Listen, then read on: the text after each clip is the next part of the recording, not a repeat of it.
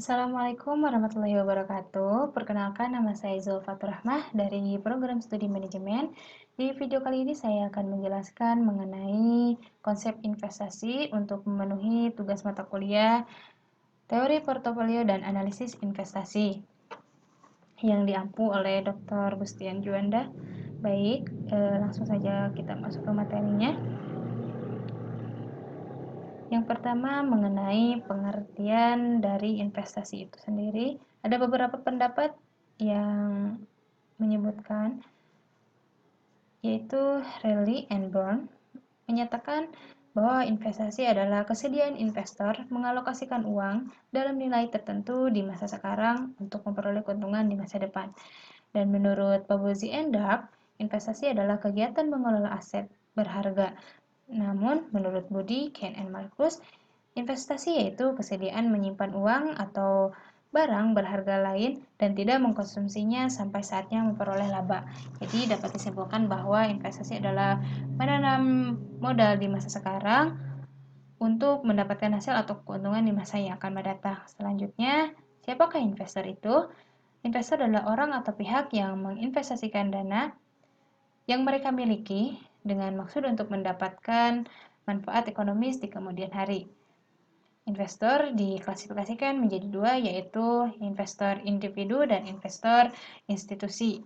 Investor individu yang tergolong pada investor individu seperti ibu-ibu rumah tangga atau perusahaan. Sedangkan investor institusi adalah lembaga atau institut berbadan hukum yang memiliki dan mengelola sekuritas, contohnya pemerintah, bank, atau perusahaan asuransi. Klasifikasi investor berdasarkan jumlah sahamnya terbagi menjadi dua pula, yaitu investor mayoritas dan investor minoritas. Investor mayoritas yang memiliki hak penuh dalam menentukan strategi suatu perusahaan, sedangkan investor minoritas hanya dalam jumlah sedikit mereka dalam mengelola saham dalam suatu perusahaan. Lalu jenis-jenis investasi ada terbagi menjadi dua, yaitu investasi keuangan dan investasi non-keuangan. Investasi keuangan terbagi menjadi tiga, yaitu pasar uang, pasar modal. Pasar uang, obligasi jangka pendek maksimal 1 tahun, terdiri dari obligasi pemerintahan jangka pendek dan pasar uang. Lalu pasar modal terbagi menjadi dua, yaitu obligasi jangka waktu lebih dari 1 tahun, terdiri dari obligasi dan notes. Sedangkan sekuritas saham terdiri dari saham biasa dan saham prioritas. Namun ada satu lagi yang termasuk dari investasi keuangan, yaitu sekuritas derivatif yang terdiri dari option and futures. Yang selanjutnya investasi non-keuangan, yaitu real estate, terdiri dari beragam aset real. Untuk melakukan investasi memerlukan beberapa tujuan khusus dan pertimbangan dalam melakukan investasi.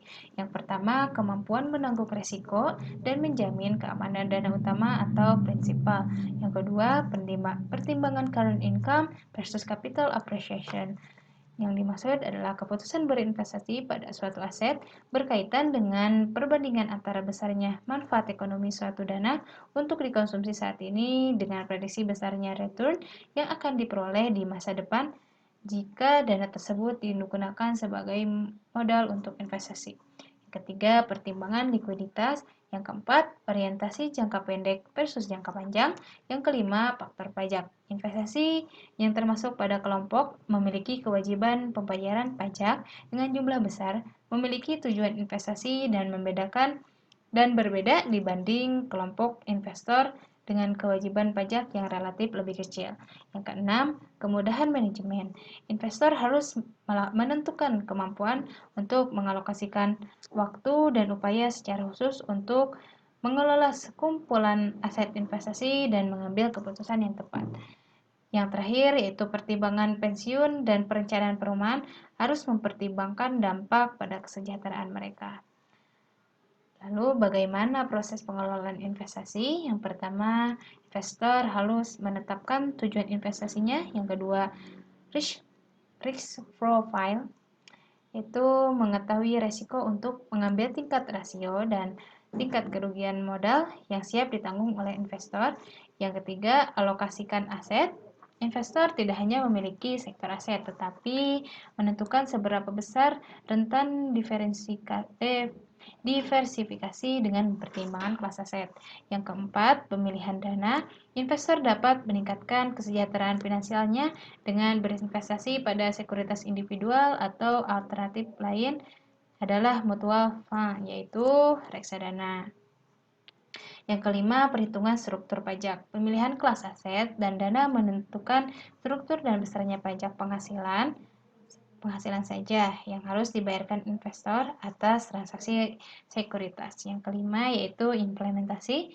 Investor mengeksekusi rencana alokasi aset dan pembentukan portofolio optimal. Dan yang terakhir, review dan pengawasan. Investor memiliki apakah alokasi aset dan investasi yang dipilih masih sesuai dengan tujuan keuangan investor.